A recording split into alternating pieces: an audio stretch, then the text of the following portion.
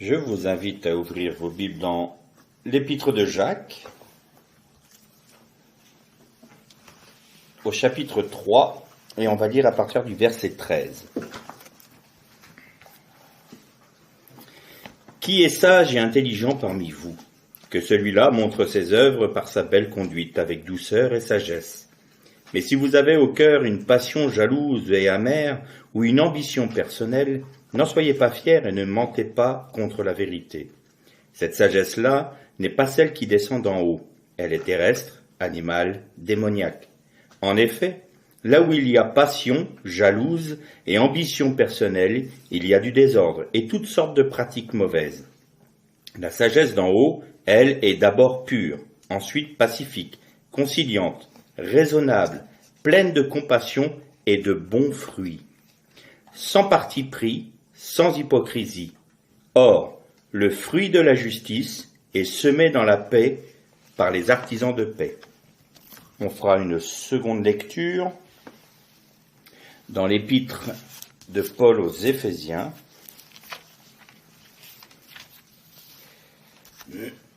au chapitre 5, et on va lire à partir du verset 8. Autrefois, en effet, vous étiez ténèbres, mais maintenant vous êtes lumière dans le Seigneur. Vivez comme des enfants de lumière, car le fruit de la lumière consiste en toutes sortes de bonté, de justice et de vérité. Sachez discerner ce qui est agréable au Seigneur, et ne vous associez pas aux œuvres stériles des ténèbres, mais plutôt dévoilez-les. En effet, ce qu'ils font en secret, il est choquant même d'en parler. Mais tout cela, une fois dévoilé, est rendu manifeste par la lumière. Car tout ce qui devient manifeste est lumière. C'est pourquoi il est dit, réveille-toi, toi qui dors, relève-toi d'entre les morts, et le Christ t'illuminera. Et on fera une troisième lecture dans l'épître de Paul aux Galates, au chapitre 5, et on ira à partir du verset 13 également. Mes frères, vous avez été appelés à la liberté, seulement que cette liberté ne devienne pas un prétexte pour la chair. Par amour, faites-vous plutôt esclaves les uns des autres, car toute la loi est accomplie, ou toute la Torah, est accomplie dans une seule parole, celle-ci, tu aimeras ton prochain comme toi-même. Mais si vous vous mordez, si vous vous dévorez les uns les autres, prenez garde de ne pas être détruits les uns par les autres. Je dis plutôt, marchez par l'esprit, et vous n'accomplirez jamais ce que la chair désire. Car la chair a des désirs contraires à l'esprit, et l'esprit en a de contraires à la chair. Ils sont opposés l'un à l'autre, de sorte que vous ne faites pas ce que vous voudriez. Mais si vous êtes conduits par l'esprit, vous n'êtes pas sous la Torah ou sous la loi, du moins sous la malédiction de la loi, de la Torah. Or, les œuvres de la chair sont manifestes: inconduite, sexuelle, impureté, débauche, idolâtrie, sorcellerie, hostilité, dispute, passion jalouse, fureur, ambition personnelle, division, dissension, envie, beuverie, orgie et autres choses semblables. Je vous préviens, comme je l'ai déjà fait, ceux qui pratiquent de telles choses n'hériteront pas du royaume de Dieu. Quant au fruit de l'esprit, c'est amour, joie, paix, patience, bonté, bienveillance, foi, douceur, maîtrise de soi. Aucune loi n'est contre de telles choses, mais ceux qui appartiennent à Jésus-Christ ont crucifié la chair avec ses passions et ses désirs. Si nous vivons par l'esprit, marchons aussi par l'esprit. Ne devenons pas vaniteux, cessons de nous provoquer les uns les autres, de nous porter envie les uns aux autres. Nous arrêterons là nos lectures pour l'instant. Porter du fruit. Le Seigneur Jésus, on lira ce texte tout à l'heure, le Seigneur Jésus disait à ses disciples que nous sommes rattachés au cep et que ce qui est la volonté de Dieu pour nous, c'est de porter du fruit et porter beaucoup de fruits. Et on constate quand même une chose, c'est que dans ce terme fruit, qui est en grec karpos, ça veut dire donc un fruit, une récolte, un produit, des dons, mais même, et ça veut dire aussi un descendant ou quelque chose d'utile. Donc on voit bien que il y a la notion d'une récolte, c'est un fruit de quelque chose, et ça forme une descendance quelque part. Et Christ est le premier à avoir porté du bon fruit pour son Père.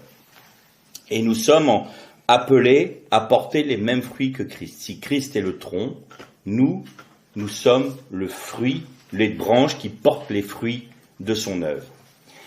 Et ce qui est frappant dans les textes que nous venons de lire, que ce soit Jacques ou Paul qui nous le dit aux Galates ou aux Éphésiens, c'est qu'à chaque fois ce fruit qui est porté est toujours dans la paix, dans l'amour fraternel, dans la communion fraternelle, dans la douceur, dans la tempérance. C'est la marque du fruit de l'esprit. On peut dire les fruits de l'esprit comme si c'était quelque chose de varié, ce qui est vrai, mais c'est d'abord un fruit, et nous allons le voir tout à l'heure. Donc le fruit de l'esprit, c'est de revêtir la nature même du Christ. Alors évidemment, si je vous dis vous devez porter du fruit, nous devons porter du fruit de l'esprit, tempérance, amour, paix, compassion, vous voyez toute la liste, et là on commence à se dire, oula, le travail il est ardu, c'est bien complexe. Ces derniers temps, on a médité sur ce qu'était le combat de la foi, qui nous permettait d'avoir une foi qui se fortifie à travers les épreuves, à travers les circonstances que Dieu permet dans nos vies, de manière à pouvoir nous appuyer sur des révélations que Dieu nous donne, de manière à pouvoir rentrer dans un combat de prière qui, lui, est plus dans la communauté des frères, mais aussi individuel, mais principalement dans la communauté des frères. Et on pourrait se dire, bon, l'objectif de Dieu, c'est de fortifier notre foi, de manière à rentrer dans ce combat-là, et de lutter contre l'ennemi. Or, le plan de Dieu n'est pas que nous rentrions, pas seulement que nous rentrions dans ce combat de prière, dans ce combat pour faire son œuvre dans l'humanité et dans la création. La première œuvre que Dieu fait, c'est Paul qui nous le dit aux Éphésiens, c'est il révèle son Fils afin de nous rendre semblables à lui. Et dans l'Épître aux Éphésiens, au chapitre 1er, Paul dit « Et cette œuvre qu'il a commencée en nous, Dieu l'achèvera pour le jour où Christ viendra nous prendre. » Et là, on commence à avoir un petit aperçu, ou du moins une piste de réflexion, sur ce qu'est cette œuvre pour porter du fruit, justement. Parce que l'objectif, c'est que nous portions du fruit. Et quelque part, on aurait presque pu commencer la série de méditations sur le combat de la foi, sur la prière et sur tout cela, par cette méditation-là. Mais je trouve pas plus mal de la terminer par cela, parce qu'en fait, tout ce que l'on a dit précédemment, les derniers dimanches, sont conditionnés à ce que nous rentrions dans cette réalité de porter du fruit. Posons-nous une question toute simple. Comment voulez-vous rentrer dans un combat pour un frère ou une sœur si on ne l'aime pas? On n'a même pas envie de prier pour lui ou pour elle. Comment voulez-vous que nous prions, que nous rentrions dans un combat de prière pour que Dieu fasse son œuvre dans une nation que nous n'aimons pas? Comment pouvons-nous nous placer dans une attitude d'adoration, de louange, c'est-à-dire d'obéissance à la parole de Dieu, et d'adoration, c'est-à-dire reconnaître la position de Dieu dans sa création, sa place, qui est le Dieu créateur, le Dieu par lequel et l'esprit duquel tout subsiste et tout existe, et revenir à l'état initial qui est l'esprit qui est soumis, l'âme qui est soumise à l'esprit et le corps qui est soumis à l'âme. Si nous ne nous préoccupons pas de nos frères et de nos sœurs, si nous sommes là, comme ça, en train de se dire, après tout, moi j'ai des ambitions personnelles, c'est ce que nous dit le texte, j'ai des envies, je suis intolérant parce que tel frère ou telle sœur ne pense pas comme moi ou n'agit pas comme moi, je considère qu'il doit le faire, donc non, ça m'intéresse pas. Et puis ce qu'il m'a fait l'autre jour, je vais bien m'en souvenir, et puis j'hésiterai pas à mettre, évidemment on est très spirituel dans ces cas-là, je n'hésiterai pas à mettre en garde mes autres frères contre cette personne. Parce que franchement, ce qu'il m'a fait, s'il le fait aux autres, faut qu'il soit gardé de tout danger, vous comprenez. Qu'il est doux de rapporter des choses sur les frères. Hein. C'est un miel dans la bouche. C'est un miel dans la bouche. Mais la Bible nous dit que c'est un poison dans les entrailles. C'est amer. Pourquoi dans les entrailles? Parce que justement, c'est ce qui va nourrir nos sentiments. Et qu'est-ce qui va nourrir nos sentiments? C'est des attitudes de rancune, des volontés de détruire, des volontés de mettre une vie en pâture aux yeux de nos frères. Et donc, qu'est-ce qui va être nourri? C'est notre âme irrégénérée, c'est-à-dire influencée par la nature charnelle. Et alors, c'est des sentiments de dispute, de discorde, de division, de querelle, de rancœur. Et là, on a la liste également. Tout ça sont des fruits de la chair. On avait aussi médité sur le fait qu'il fallait faire mourir les œuvres du corps par l'esprit. Et là, c'est la même chose. Paul nous dit, voilà ce que sont les fruits de l'esprit. Justice, tempérance, voilà, vous voyez la liste. Eh bien, si nous vivons par l'esprit, marchons également par l'esprit. Quelle est la différence entre vivre par l'esprit et marcher par l'esprit? Eh bien, vous pouvez très bien vous dire, oui, je vis par l'esprit, c'est-à-dire, j'accepte cela, il n'y a pas de problème quand je suis avec mes frères et tout, je vais vivre de l'esprit. Vous prenez une position. Mais, vous n'êtes pas encore convaincu qu'il faut marcher en tout temps par l'esprit. C'est-à-dire que vous pouvez vous retrouver en dehors d'une communion fraternelle, vous êtes dans votre travail, vous êtes en train de vous promener dans la rue, vous faites vos courses, et puis là, tout d'un coup, bizarrement, vous ne marchez plus par l'esprit. Alors au fond de vous-même, vous vivez par l'esprit pour vous-même.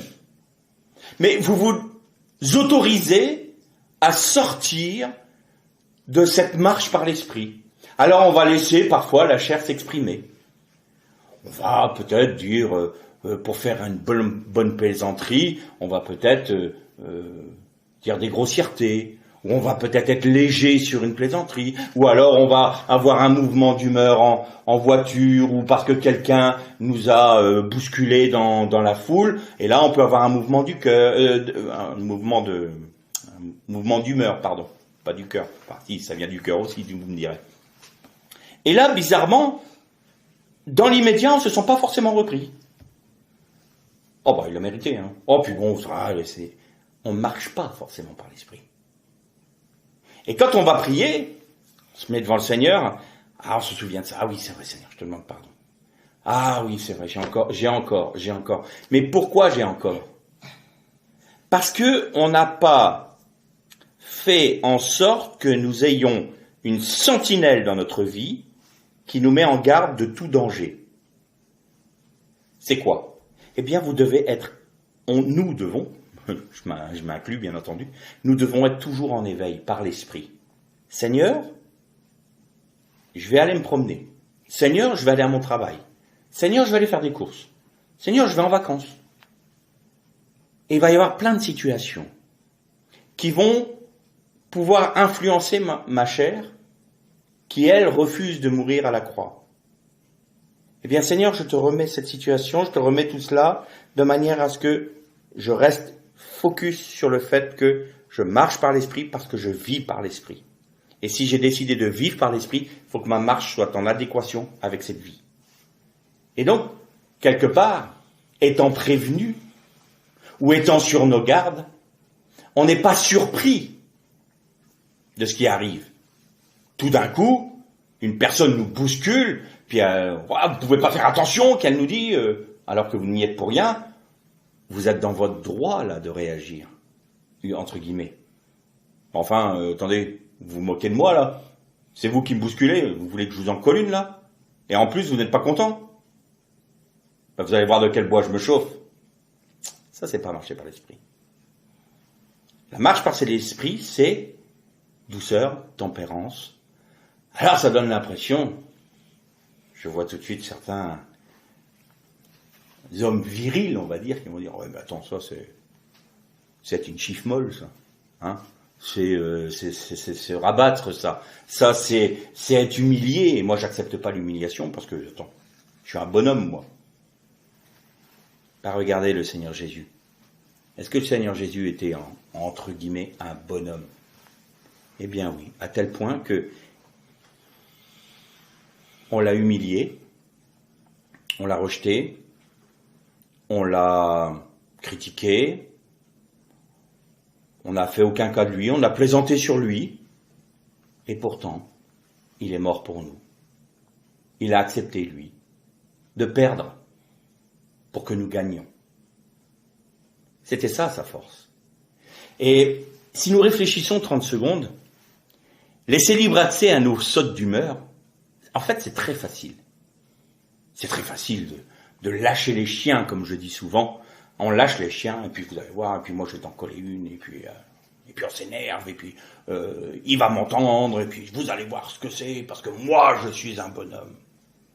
Mais quelqu'un qui est capable, par la grâce de Dieu, d'accepter l'inacceptable et de tendre l'autre joue, d'être patient là où il y a de l'impatience, d'être tolérant là où il y a de l'intolérance, d'être amour là où il y a de la haine, d'apporter la paix là où il y a la guerre. Qui est le plus fort? Celui qui est capable d'encaisser, entre guillemets, ou celui qui se laisse aller à ses pulsions? Quand vous regardez quelqu'un qui perd ses nerfs, ça peut arriver, ça m'est déjà arrivé, moi, sur un marché, je me souviens, quelqu'un il y en avait pour tout le marché. Cette personne hurlait auprès d'un vendeur parce qu'elle s'était sentie lésée, peu importe, je sais plus quoi, enfin, peu importe, mais il y en avait pour tout le monde. Et en fait, quand vous regardez cette personne-là, tout le monde est gêné pour elle. Et pourtant, elle s'est pas laissée faire. Elle a lâché les chiens.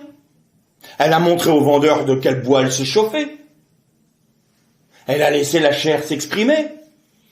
Puis après, elle pouvait très bien se retourner auprès des siens en disant, vous avez vu, je me suis pas laissé faire par ce bandit-là. Je sais pas ce qui s'était passé, je dis pas qu'il était bandit, le vendeur, je sais pas. Enfin, bref, ça se passait pas bien, on va dire. Et par contre, les gens qui n'étaient pas concernés se regardaient ça un peu. Elle faisait un esclandre, elle était là, et tout le monde était gêné. Et bizarrement, face à cette réaction hystérique, le vendeur est resté très calme, très posé. Et il essayait de parler calmement, de raisonner cette personne calmement. Ça n'a pas fonctionné. Mais notre regard a trouvé une force de caractère plus important chez celui qui a gardé ses nerfs que sur la personne qui les a perdus. Et l'homme, malgré tout en voulant montrer aux autres qu'il est le plus fort, qu'il est le plus intéressant, le plus intelligent, et celui qui se laisse pas faire, eh bien, malgré tout, au fond de lui, il voit bien que celui qui a la vraie force, la vraie puissance, c'est celui qui se maintient. C'est celui qui garde ses nerfs. C'est celui qui a de la maîtrise de soi. Pas l'inverse.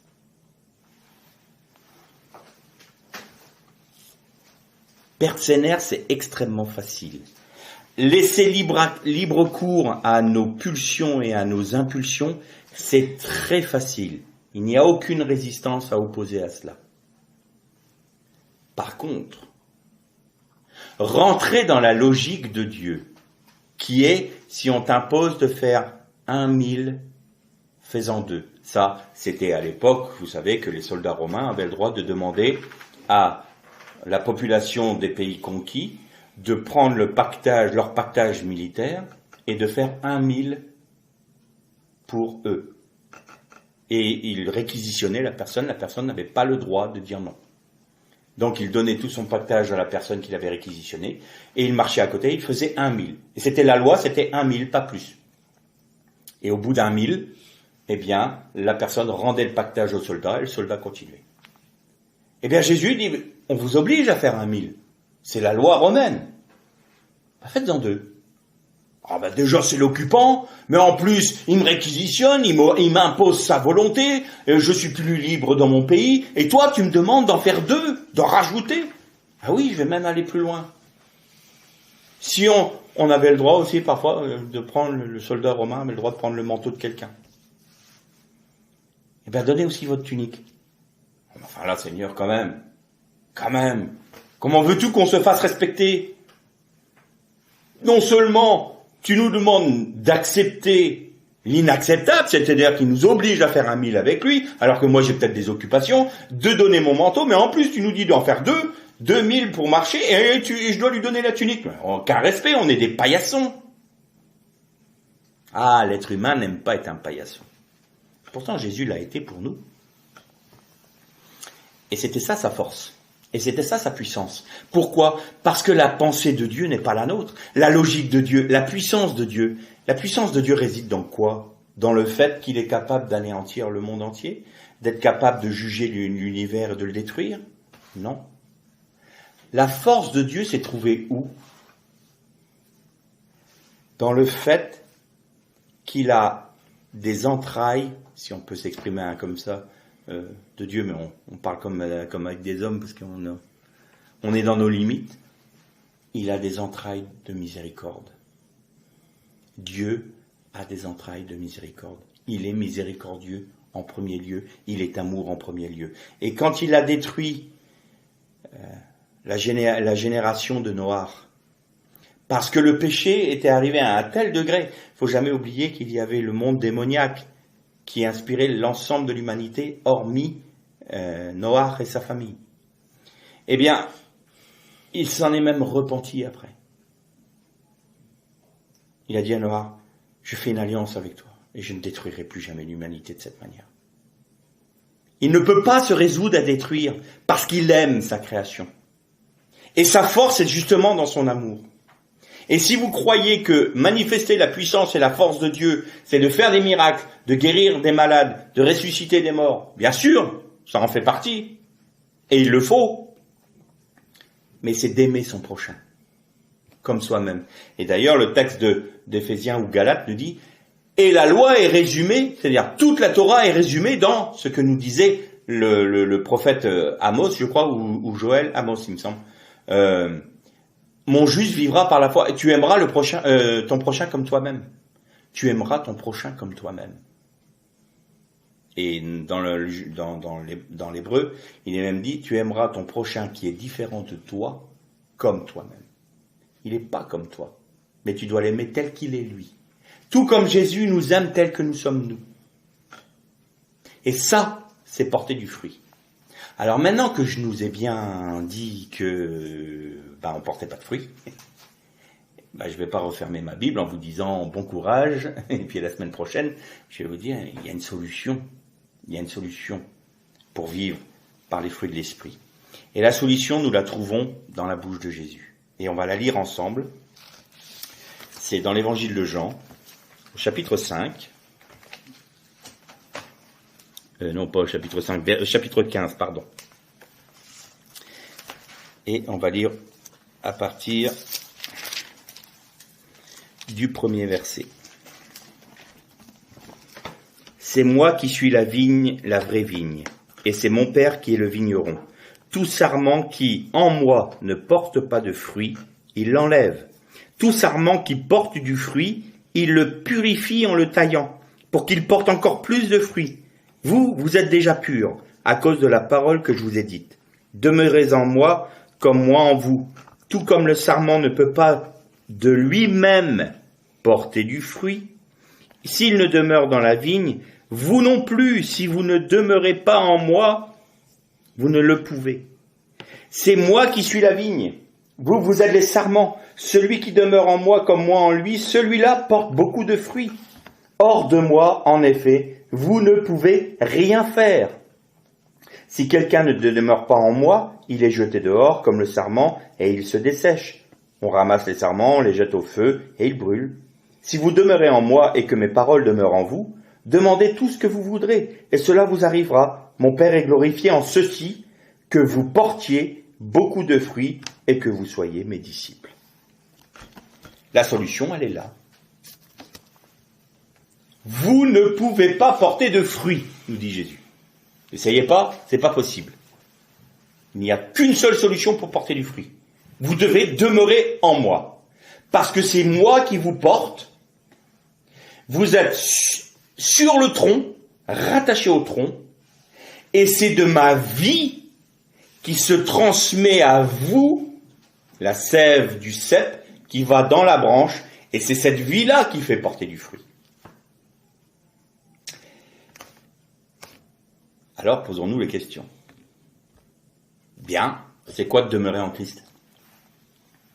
Et c'est quoi Christ qui demeure en nous? Alors, on va revenir, et bien entendu, à un sujet que l'on connaît tous, que l'on aborde tout le temps, parce qu'il n'y a pas d'autre choix, et que c'est comme ça que ça fonctionne, et que c'est une loi spirituelle, eh bien, c'est la croix. Alors, évidemment, quand on parle de la croix, on voit toujours le côté négatif. On voit le côté de la croix qui nous met à mort, la croix qui nous fait mal, qui nous blesse. Mais on ne parle pas assez de la croix. L'autre côté, c'est la vie de résurrection. Et la vie de résurrection, c'est porter du fruit. Donc, il y a une phase de mise à mort, et il y a une phase de résurrection. Et une fois que nous portons du fruit, qu'est-ce qu'il nous dit Jésus dans ce texte? Eh bien, demandez au Père tout ce que vous voudrez. Et cela vous sera accordé. Et ça, c'est l'ascension. Je vais m'expliquer. D'abord, on passe par le négatif. La croix, c'est une mise à mort. Une mise à mort de notre propre vie. Alors, je sais que ça fait peur, et vous savez pourquoi ça fait peur. Ça fait peur parce qu'on comprend que là, notre chair va devoir y rester sur cette croix. Elle y est et elle doit y demeurer. Et nous devons accepter qu'elle y demeure. Et tout en nous, notre chair en nous, qui est notre âme, qui est influencée par cette nature charnelle, dit « Ah, certainement pas, je veux pas de ça !» Moi, je veux m'épanouir, je veux m'accomplir, je veux faire ce que j'ai envie, je veux vivre comme ci, je veux vivre là-bas, je veux acheter une maison comme ci, je veux telle voiture, je veux tel métier, je veux telle femme, je veux des enfants comme ça. Ça, c'est notre vie. Eh bien, le chrétien qui va vivre la croix se dit « Ma vie ne m'appartient plus ». Christ l'a racheté en mourant sur la croix. Alors, j'accepte de ne plus m'appartenir. Vous remarquez une chose, on n'a aucun effort à faire. C'est une position, une décision que nous prenons. Dieu ne prendra pas la décision pour nous. Ça, faut pas qu'on se l'imagine. Faut pas s'imaginer que le Seigneur on va lui dire, Seigneur, fais en sorte que j'accepte. Non. C'est ou tu acceptes, ou tu n'acceptes pas. Si tu acceptes, Dieu va agir. Si tu n'acceptes pas, Dieu va te laisser tranquille. Mais c'est toi qui donnes le là, c'est toi qui décides.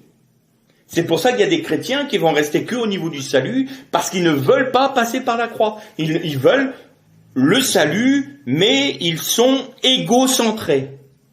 Celui qui passe par la croix, celui qui veut porter du fruit, va forcément être christocentré. Alors, on dit oui Seigneur, j'accepte de passer par la croix parce que je ne m'appartiens plus, ma vie t'appartient.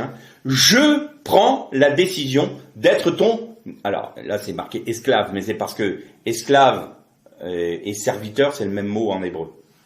C'est un serviteur, c'est-à-dire quelqu'un qui est soumis à un maître. Seigneur, maintenant tu décides pour ma vie, moi j'obéis. Et alors la croix va commencer par une œuvre de mise à mort, mettre à mort nos mauvaises habitudes, nos mauvaises pensées, nos mauvaises réactions, nos mauvaises attitudes. Et l'esprit va mettre en lumière, il y a des circonstances que Dieu va permettre dans nos vies, pour mettre en lumière ce qui n'est pas pour la gloire de Dieu. Et là, notre décision, alors au début c'est toujours compliqué. Quand on commence à marcher par la croix, il y a des moments de résistance. Dieu nous révèle quelque chose, et ça, on veut pas le lâcher. Ça, on veut pas le lâcher. Et on met On met des mois, moi ça m'est arrivé de mettre des années sur des points, à résister.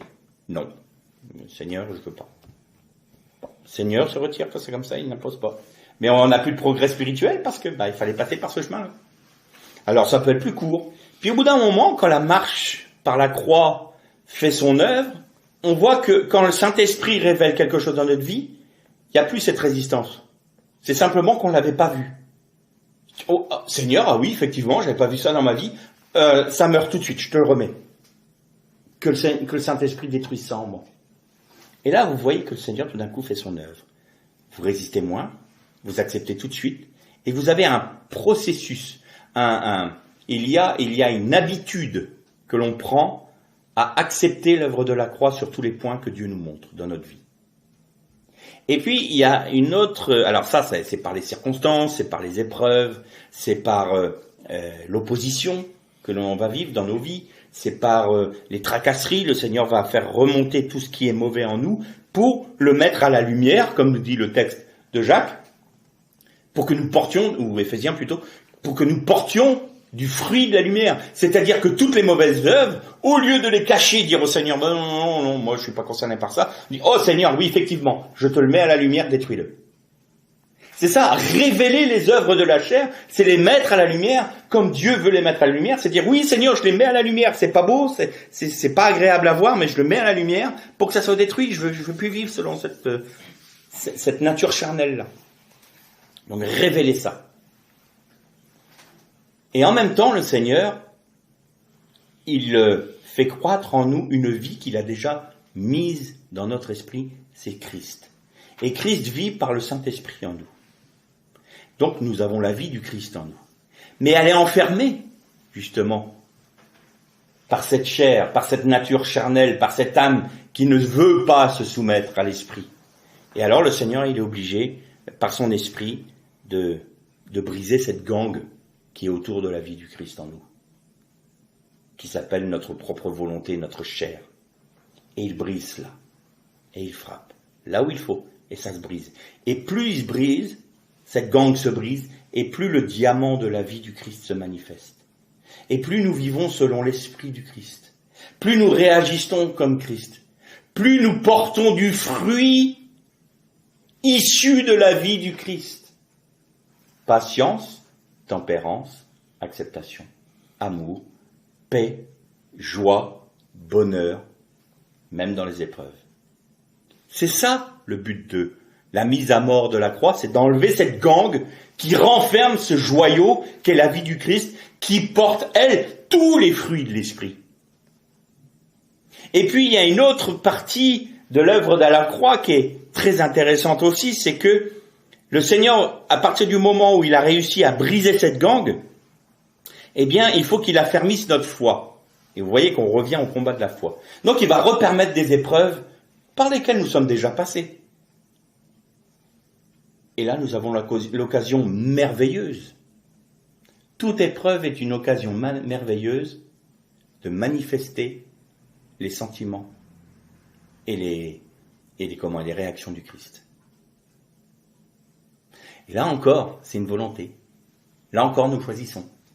Soit nous faisons mourir les actions du corps et de la chair par l'esprit, soit on ne veut pas. Auquel cas, on va marcher selon la chair. On va réagir selon la chair. Mais là, on a une occasion en or. Et le Seigneur nous dit, tu as compris le principe. Maintenant, tu as un autel dans ta vie sur laquelle tu peux t'appuyer, c'est-à-dire la révélation, je te l'ai révélé ça, et regarde, tu es dans la même situation, tu peux aimer le frère qui t'aime pas. Tu peux être en paix avec celui qui te veut la guerre. Tu peux accepter ce qui n'est pas acceptable. Tu peux aller au-delà de ce que tu imagines, de ce qu'on te demande. Faire 1 000, t'en fais 2. Pourquoi ? Parce que c'est l'esprit du Christ qui se manifeste en toi, plus le tien. Ta vie est noyée en Christ. Christ a pris la place. Et ton cœur de pierre a été remplacé par un cœur d'amour, de chair, qui est le cœur du Christ. En fait, l'œuvre du Christ en toi rend ta vie semblable à la vie du Christ. Tu es rendu à l'image du Christ.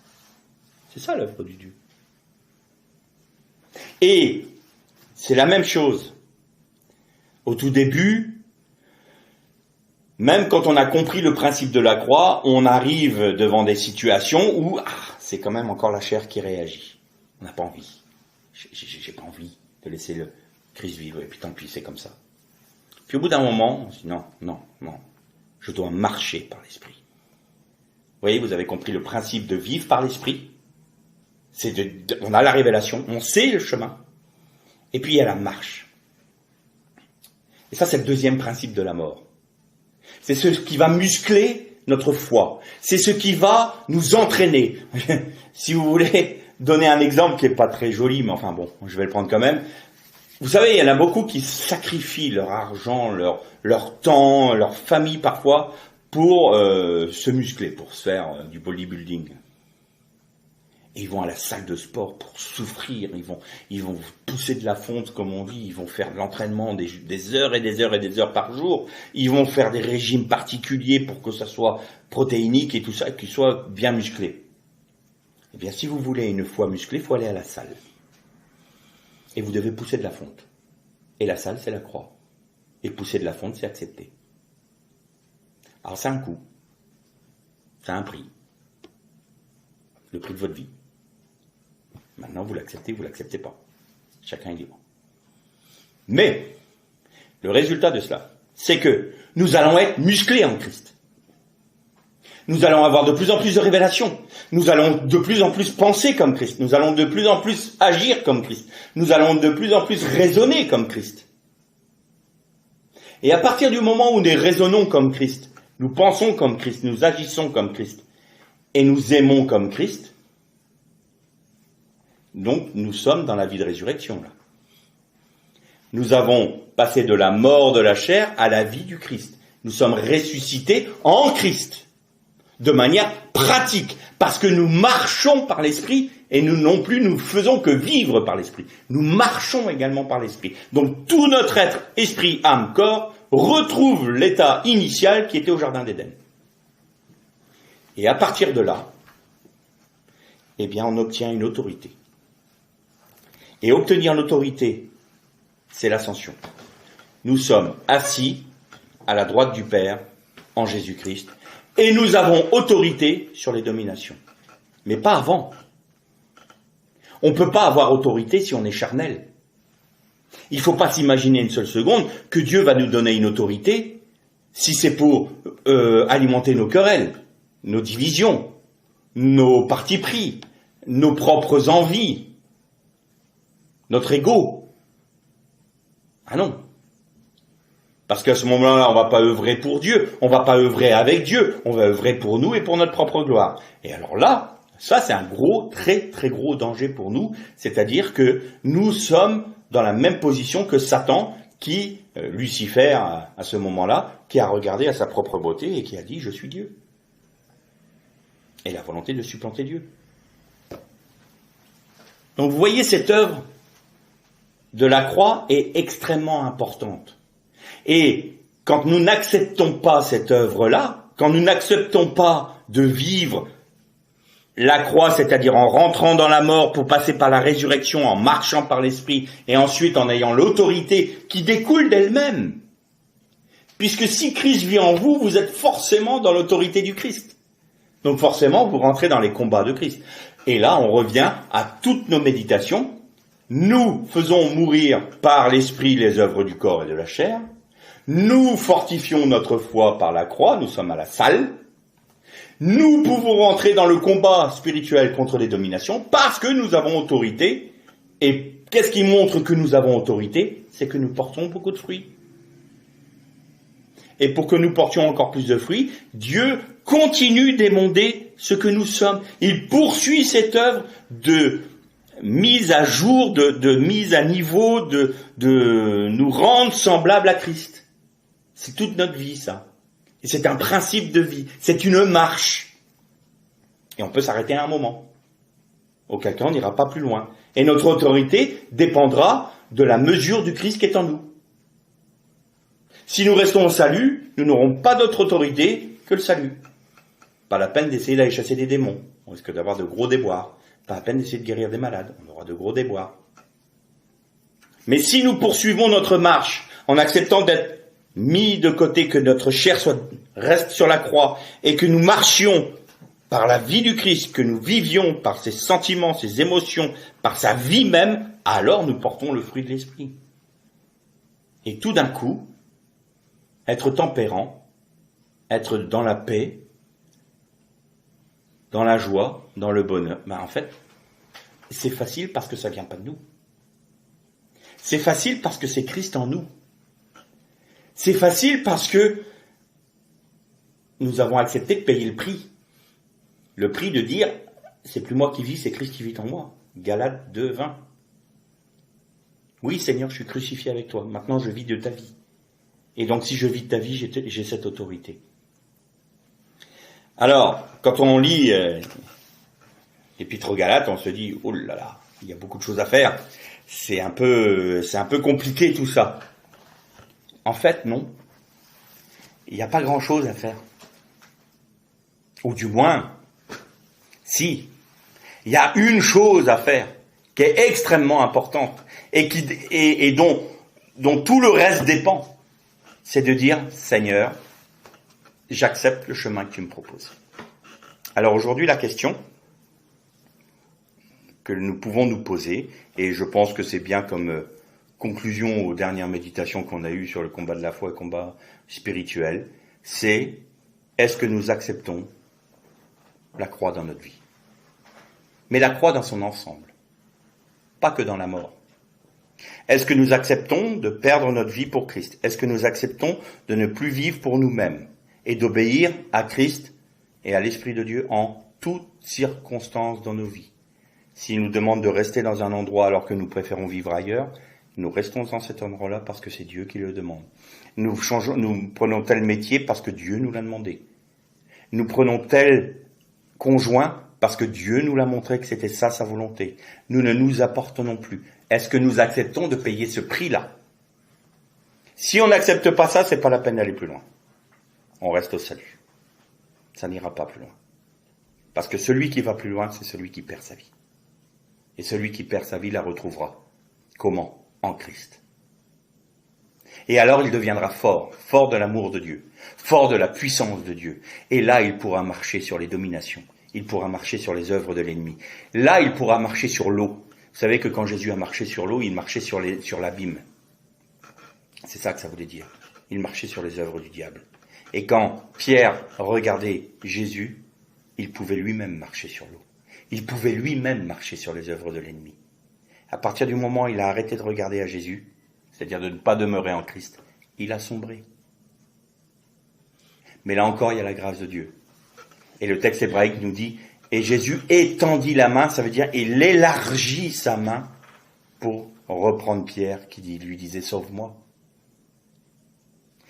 Il y a des moments où on ratera, on loupera, mais Jésus étendra sa main pour nous sauver. Mais seulement, est-ce qu'il nous faut impérativement accepter un principe de vie, c'est-à-dire de perdre la nôtre pour vivre de celle du Christ. C'est un choix qui est total. C'est un choix qui est, à mon sens, sans retour, parce que ce serait bien dangereux de s'engager dans cette voie-là et de faire chemin inverse. Ça, c'est très risqué. C'est une décision qu'il faut prendre en toute connaissance de cause. Comme le disait Jésus, celui qui construit une tour doit en calculer le prix d'abord. Moi, je vous annonce le prix, selon ce que la Bible nous dit. Le prix, c'est que vous allez perdre votre vie. Vous n'allez plus marcher comme vous avez envie de marcher. D'ailleurs, le texte de Jacques ou de Éphésiens nous le disait tout à l'heure, afin que nous marchions plus comme nous voulons, mais que nous marchions selon le cœur de Dieu. Si vous acceptez ce prix-là, alors vous dites au Seigneur, voilà, j'accepte le chemin, je passe par la croix, fais ce que tu veux de ma vie. Conduis les circonstances, fais-moi comprendre, je veux mettre tout à la lumière de manière à ce que ce soit toi qui diriges ma vie. Les œuvres charnelles seront mises à la lumière, ça ne sera pas agréable à voir, mais je te les laisse. Ensuite, dans les moments où tu me donneras cette possibilité, où tu auras cette confiance suffisante en moi pour que je laisse Christ vivre, eh bien, que ce soit les pensées du Christ, les réactions du Christ, les sentiments du Christ qui passent à travers moi. et tu seras glorifié. Et Dieu est glorifié en ceci, nous dit Jésus, et le Père est glorifié en ceci, c'est que nous portions beaucoup de fruits. Porter du fruit, qui est la vie du Christ en nous, c'est glorifier Dieu. Nous voulons louer Dieu, nous voulons adorer Dieu, portons du fruit. Nous voulons porter du fruit, mourons à nous-mêmes. Nous voulons vivre la vie de résurrection, laissons Christ vivre en nous, pleinement et entièrement. Nous voulons avoir autorité pour que Dieu accomplisse son œuvre et établisse son règne sur la terre. Eh bien, vivons de l'autorité du Christ. Et nous aurons autorité sur les dominations, sur les principautés, tout comme Christ l'a. Mais, ça a un prix. Le prix de notre vie. Est-ce que nous l'acceptons?